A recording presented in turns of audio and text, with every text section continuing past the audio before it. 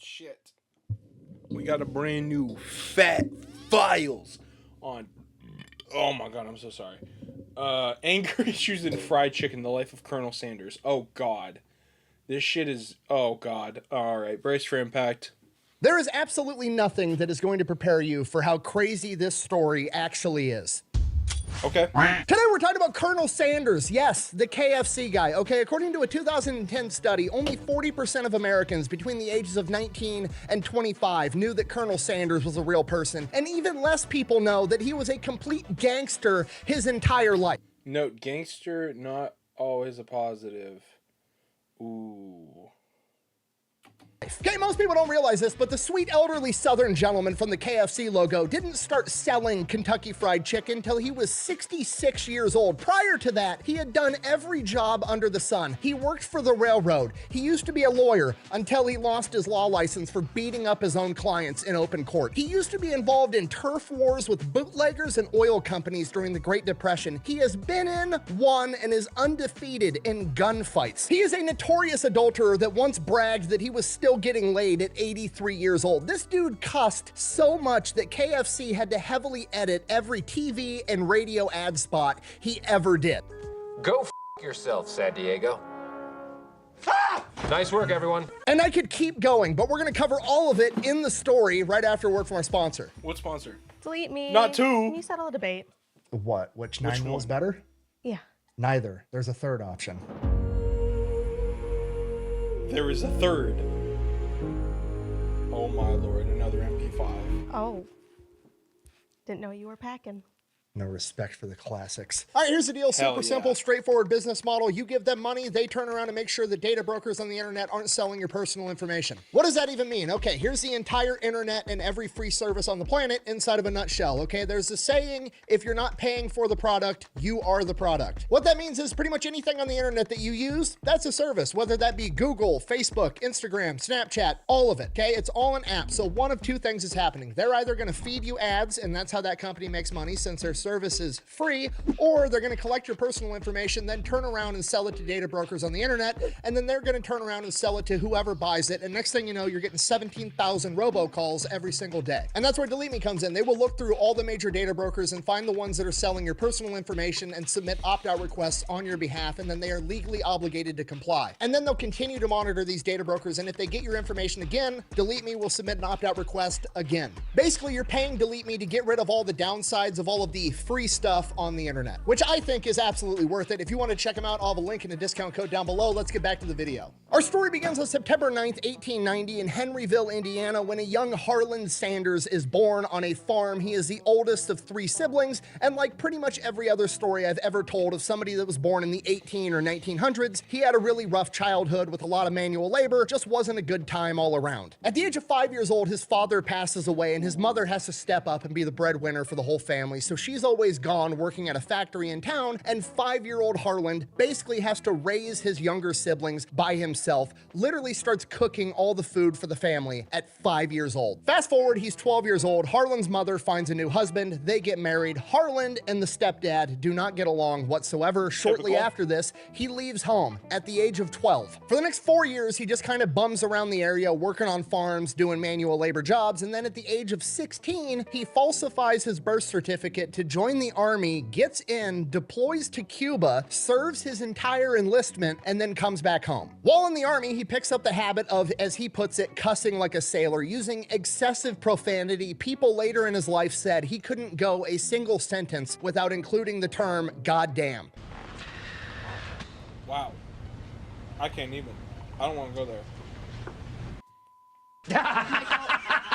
In his own autobiography, he said, and I quote, "I used to cuss the prettiest you ever heard." So 18 years old, goes back home, gets a job with the railroad, starts traveling all over the country, working for the railroad. While he's on the road, he meets a woman by the name of Josephine King. They wind up getting married, start having kids. So Josephine's back home with the kids. He's still working with the railroad. Obviously, he's gone a lot. And while he's gone, he decides he's going to cheat on his wife. Like, a lot. Or as he referred to it as tomcatting. So he's going all over the country just slinging, which is Foreshadowing at its finest. Okay, not great, but that's what happened, and it also gets worse. He also got fired from different jobs at different railroads a lot. Sometimes he was working for the railroad, sometimes he was like a traveling door-to-door salesman. He just kept bouncing from job to job to job because he had a humongous anger problem and was always getting in fist fights and beating the shit out of people. That is correct.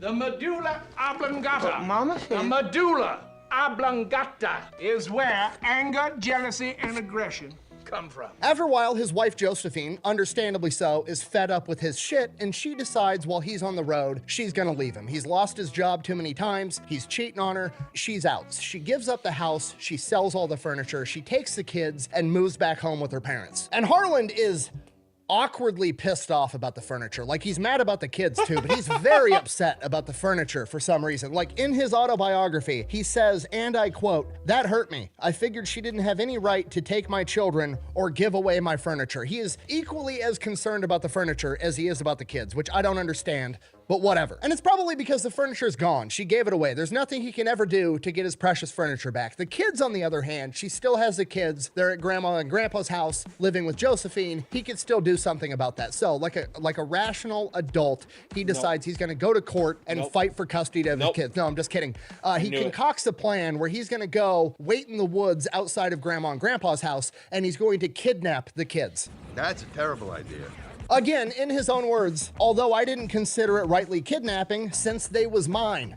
So he heads over to Grandma and Grandpa's house, hiding in the woods in a pile of leaves, waiting for the kids to come outside to play. He's then gonna snatch up the kids, take them to the train station, and bounce. This is the early 1900s. They're never gonna catch him. So he's out in the woods, laying in this pile of leaves, waiting for the kids to come out to play, and he's just waiting, and he's waiting, and then eventually the sun comes up. It's Kentucky, it's summertime, it starts getting hot, he starts getting sweaty, there's flies buzzing around, and after hours of waiting, the kids still haven't come out. He's like, okay, this isn't gonna fucking work. So he decides he's just gonna go up to the door and knock. Goes up to the door, knocks on the door. His father-in-law answers the door and just says, "Howdy, Harland," and invites him in because, you know, it's the father of his children. Why wouldn't you do that? He has no idea the guy was just planning to kidnap his grandkids. Harland, his father, and Josephine then proceed to sit down in the living room and have awkward small talk for a little while. And he like just gets up eventually and is like, I guess I'm gonna go. And Josephine is like, where are you going? And he's like, I found a new job in Illinois working for the rail company. I'm gonna head out there. And she goes, no, I think you better stay with me. And that was it. They stayed married for another 37 years. Now he's got his family back, I guess. Oh, okay.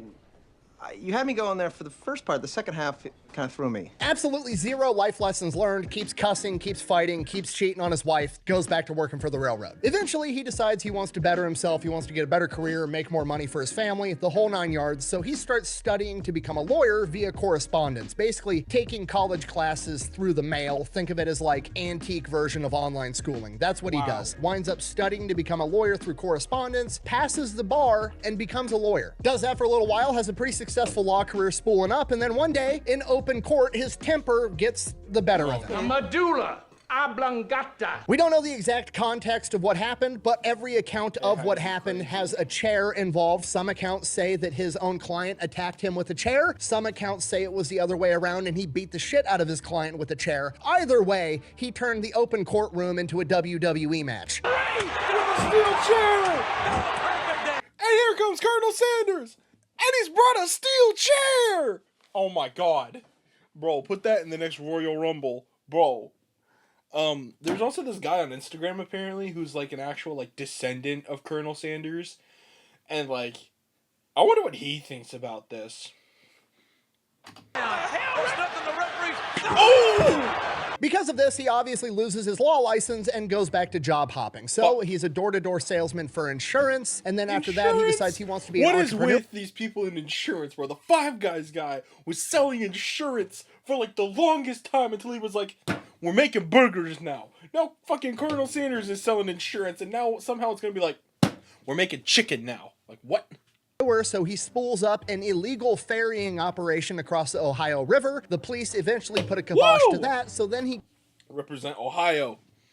Goes to work for Michelin Tire, being a tire salesman. And finally, that goes good. That's going great. The dude can sell tires like a motherfucker. He works his way up from being a salesman to like the regional director for the entire Time out for a second. We're having an installation issue here. Tri-state area that he's in, and he's like one of the big wigs at Michelin Tire. But then karma finally catches up to him, and we kick off the lifelong saga of karma desperately trying to put Harlan Sanders, this madman, in his place, and Harlan Sanders just adamantly refusing. One day he's driving his Model T with Michelin tires across the bridge, and the fucking bridge collapses, totaling his car. And at this point in time, he doesn't have enough money to buy a new car, so Michelin Tires fires him because you can't work for Michelin Tires as a tire salesman if you're not using Michelin tires, which is kind of fucked up, but also, like, there's no Amish electricians, so I get it. Oh, right, because I'm Amish, so I wouldn't know anything about your 69 GTO Judge. 455 big block, Ram Air, 411 Posse, something like that? Weird, that thing must have fallen straight from space.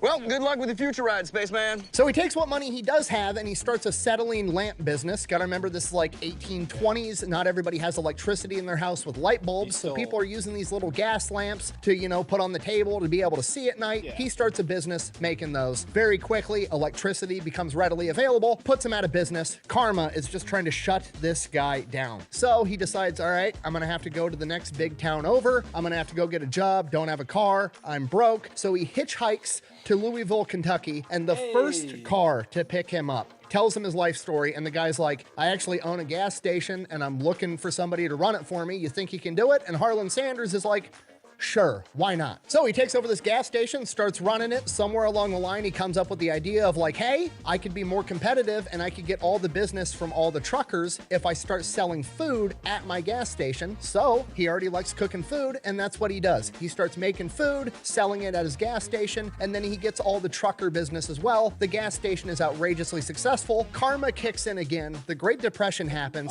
shuts this small gas station down, puts him out of business. From here, Shell Oil Company reaches out to him and is like, hey, we knew you were super successful at running this other gas station in a small town in Kentucky. We have another gas station that's right on the main highway that's gonna be able to stay open during the Great Depression because it gets all this traffic from the highway. We want you to run it. Harlan Sanders takes the job. So he moves out to Corbin, Kentucky, where this gas station is, and this place is super ghetto. It's literally nicknamed Hell's Half Acre. You gotta remember, this is the Great Depression. Everybody's poor. Poor people commit crime to feed their kids. So you got that going on. On top of that, you've got prohibition. This is right by the highway. All the bootleggers are running their booze through this area. There's all kinds of crime. So he takes over this gas station, starts selling gas, starts selling food, but he needs people to know that there's food around. So he starts putting up signs and everything saying like, hey, we're a gas station that also serves food. This is Kentucky in like 1930, whatever the fuck. And people just love shooting at signs, I guess. And it gets so bad that you can't even read the signs because there's so many bullet holes in them. So he comes up with an alternative idea of he goes to all of the farmers in like a 50-mile radius and pays them to be able to paint a big advertisement on the side of their barn because people aren't going to be shooting at a farmer's barn because they could hit somebody or hit an animal, or a farmer's going to come out with a shotgun and fucking shoot you back. And it's a brilliant idea, and it's working really, really good. And it starts cutting into the other rival gas station's business, and that gas station is owned by a guy by a name of Matt Stewart, and he's pissed off about it. So he goes around and starts painting over Harlan's barn signs. Harlan finds out about this, so like an adult with a cool, rational head, goes over to Stewart's gas station and very politely tells him to stop or, and I quote, I'll blow your fucking head off. I fucking called it.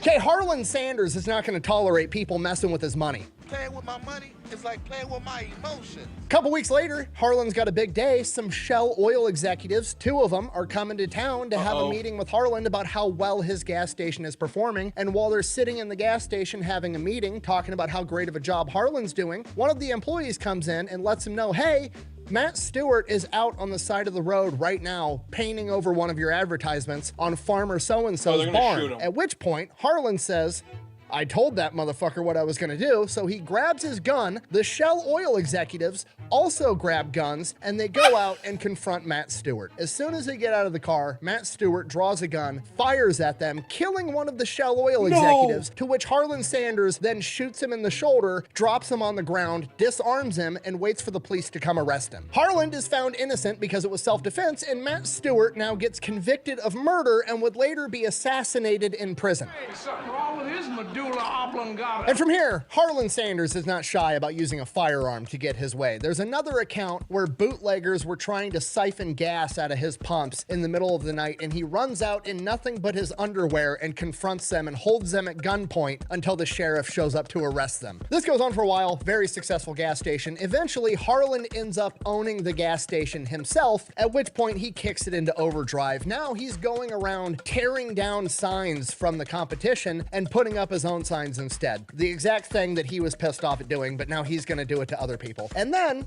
just like what happened with him, one of the other rival gas station owners runs out to confront him, at which point he pulls out a gun and tells them to get back in their fucking car. And they do. The medulla oblongata. So as you can see, through a combination of great food and gun violence, Harlan Sanders becomes the most successful gas station in the area, which is the most southern thing that's ever happened, ever. And by 1939, he's making more money from food than he is from selling gas, so he decides he's just gonna sell more food and quit selling gas, and he opens up a 140-seat restaurant and then eventually expands that business to have a motel right next door as well. Now, the problem he runs into here is being able to cook food at the standard that he likes to cook food at in the quantity that this restaurant is now demanding. And the big problem he has is with the fried chicken. Everybody loves his fried chicken. He's got a secret blend of 11 herbs and spices. Everybody loves it. But the problem is real fried chicken is cooked in boiling grease on a skillet over the stove, and you just can't cook it very fast. It takes too long, you can't make bulk batches, and the wait times at the restaurant is just taking forever. So he develops a way to cook fried chicken inside of a pressure cooker, which still makes it taste way better than if you deep fry it. And this takes the cook time on his fried chicken from like 30 plus minutes down to 7 or 8 minutes. So he's got that figured out. Things are going great. He's got his new restaurant, his new motel right in 1939. And then karma steps in to try to shut him down again. 1939, World War II kicks off for America, and all of a sudden, America is now rationing rubber and gas, meaning less people are traveling, and his entire business is built right on the highway and relies on highway travelers, so he's not making enough money. But Harlan Sanders, not taking no for an answer, refuses to quit, keeps running his motel and his restaurant business, but also takes a job in Tennessee, which is nearby, at a place called Oak Ridge, because the government has thrown up some new facility where they're making something, and they need somebody to come in and run all the cafeterias to feed the workers, and he oversees the cooking of 36,000 meals a day to feed all of these people working at this secret government facility. Does that through the rest of World War II. When World War II ends, that job kind of comes to an end. They no longer need this factory for whatever reason, so he goes back to his hotel and restaurant, which everything's fine now because they're no longer rationing gas and tires and people are traveling again. And later we would find out that the Oak Ridge facility in Tennessee is where they refined all the plutonium for the Manhattan Project, which we use to nuke Japan, which makes it kind of awkward that it's a Christmas tradition in Japan to order KFC, but whatever. So comes back home, starts running his restaurant and hotel full time, hires a new female employee, starts having an affair on his wife with her. Her name is Claudine Price. Shortly after that affair, he divorces his wife, marries her instead in 1947. Then in 1952, he meets another wealthy restaurant owner from Salt Lake City, Utah by the name of Pete Harmon. Pete Harmon tries his fried chicken and he's like, holy shit, this stuff is awesome. Can I franchise this? I'll buy the secret blend of herbs and spices from you. You don't got to give me the secret. I'll just buy it straight from you. Show me how to do this with a pressure cooker, and I want to sell it in my restaurants in Salt Lake City, Utah, and I'll give you 4 cents for every piece of chicken that we sell. Colonel Sanders is like, sure. Why not? So that's what happens. Pete Harmon starts selling Sanders chicken in his restaurants, and he needs to brand it somehow. So he's from a different part of the country, so he names it Kentucky Fried Chicken and gives it the slogan, finger licking good. And Harlan doesn't really see the potential in it. He just kind of treats it as like, passive revenue that this guy's mailing him a check every month and just keeps running his restaurant and motel. And then his chicken becomes like kind of famous in the area. It's getting some notoriety, and the governor of Kentucky makes him a Kentucky colonel, which is like this honorary status in the state of Kentucky. And he's like, cool, that's great, whatever. So now he's Colonel Sanders. And then around the same time, he also started a side business where he was a midwife. I told you the story was weird. Yeah, he's just going around rural Kentucky as fucking Colonel Sanders, the chicken guy, helping people deliver babies. We don't know much about it other than the fact that it happened and he delivered at least 8 kids, and one of them ended up getting named after him. When he was later interviewed and asked, like, how did you become a midwife? What training do you have? How did you even know how to do this? He simply replied, and I quote, I know a little about it. Apparently, if you've seen enough vaginas, you just kind of know what you're doing, I guess. You can put stuff in one, you can pull stuff out of one. That makes sense, right? I guess. Apparently. Checks out. One of his personal acquaintances later in life actually joked that he got involved in being a midwife because he was concerned that the kids were his. Which brings me to his next side gig that he started after being a midwife, which was being a vampire hunter. No, I'm just kidding, but the fact that you believe me for a second speaks volumes about this guy. Are you going to talk about his pet crow?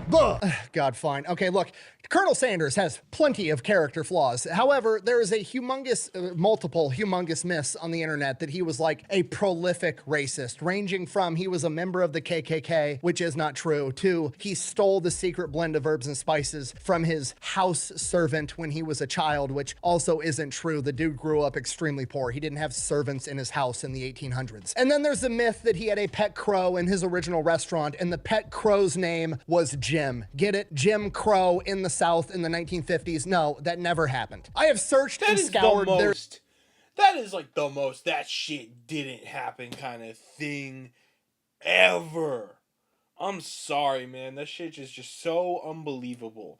You're like so on the nose that it's like it might as well be red. Like, cause you're a fucking clown.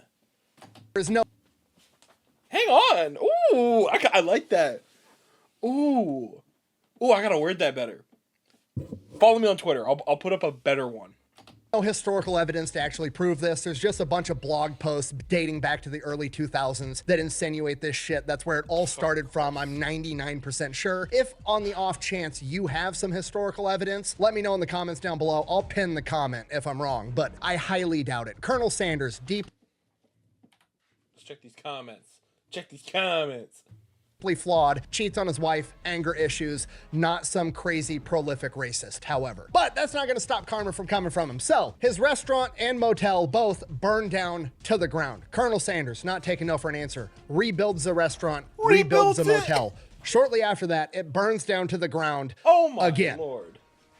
Colonel Sanders and karma are now in a shootout, so he rebuilds the business a second time, and then the government comes in and reroutes the highway and completely shuts him out. That's it, game over. He goes out of business. He is 65 years old, and his only income is his Social Security check, and that's just not enough. And Colonel Sanders is like, not taking no for an answer. So he takes his pressure cooker and his secret blend of herbs and spices, throws it in the trunk. Claudine hops in the car with him, and he just goes from town to failing restaurant and is like, hey, would you like to be a KFC franchise, a Kentucky Fried Chicken franchise? My chicken is so good, it will save your failing restaurant. And for the next 5 years, at 65 years old through 70 years old, he travels the country getting people to franchise his chicken. Him and his wife are literally sleeping in their car, and he's 65 to 70 years old the entire time. But during that 5 years, they get 200 people to franchise their chicken. 3 years after that, he's up to 600. Other things that happened during this time period. Him and Claudine go out to breakfast one morning at a diner while they're on the road trying to get chicken franchises, and he orders some eggs. The eggs roll up. They're not cooked right. He sends the eggs back. The chef says the eggs are cooked right and sends them back to him.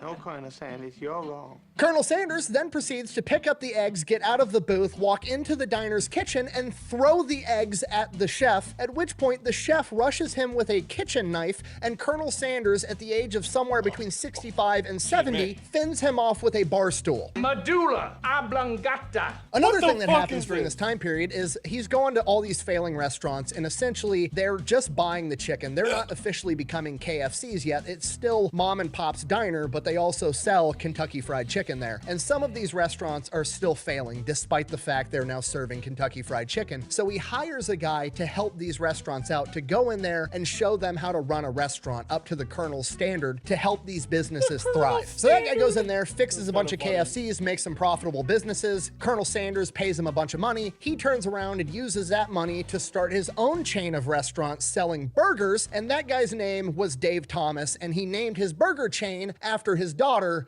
Wendy. Damn. I told you it's a weird story, okay? You were warned. Now, this is also the same time period where he starts really leaning into the Colonel Sanders persona that we know today. He starts marketing himself as Colonel Sanders. People start calling him and knowing him as Colonel Sanders. This is when he started wearing the white suit that we all know today because his kitchens and KFCs were so cleanly that you could work in the back of the kitchen and not get food product all over you. This is when he started dyeing his mustache and goatee all white and kind of like amping up the Southern accent and the Southern gentleman persona. Then the business model kind of shifts from just franchising the chicken itself and letting these random restaurants serve KFC to having a restaurant that was just what we know as today, a KFC, a place that just sells fried chicken. Keeps growing the company, has a ton of locations, and by 1964, he is 74 years old, and it's finally time for him to retire. People are wanting to buy the company. He doesn't want to sell the company because he knows they're going to fuck up the quality of his food. They're going to ruin it. He doesn't want to do it, but his family pressures him into it. He finally relents and sells KFC for $2 million,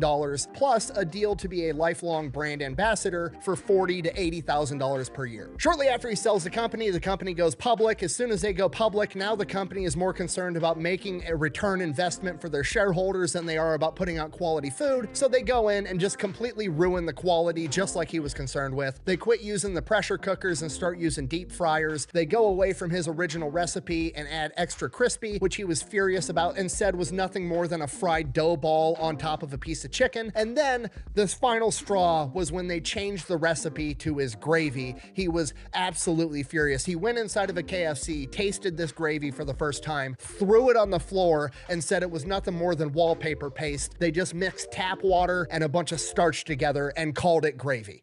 I'm really sorry. Yeah. Well, hey, I'm really sorry too. Colonel Sanders then proceeds to spend the rest of his life until he's 90 years old talking so much shit about KFC ruining his recipes, they had to sue him to get him to stop. He was a royal pain in the ass for KFC until he passed away from pneumonia at the age of 90. And that is the story of Colonel Sanders. Yes, he was real. Yes, all of that is true. Is he a good role model? Probably not, but you have to admire his ability to push through adversity and not take no for an answer. Thank you for watching. Best way to support the channel is go buy some merch, maybe drink some Echelon, go check out Pepperbox. Links for all those are over at thefatelectrician.com. Quack bang out. This started as a KFC video. It just turned into the Colonel Sanders video. Shit, all right. That's some heat right there. That's some heat. All right. Fucking check out this channel. Subscribe to The Fat Electrician. Give us a subscribe. Fucking follow me on Twitter, Instagram, wherever you find me. I'm probably there. I'm probably in your mama's basement as we speaking. I'm a head on out. See ya.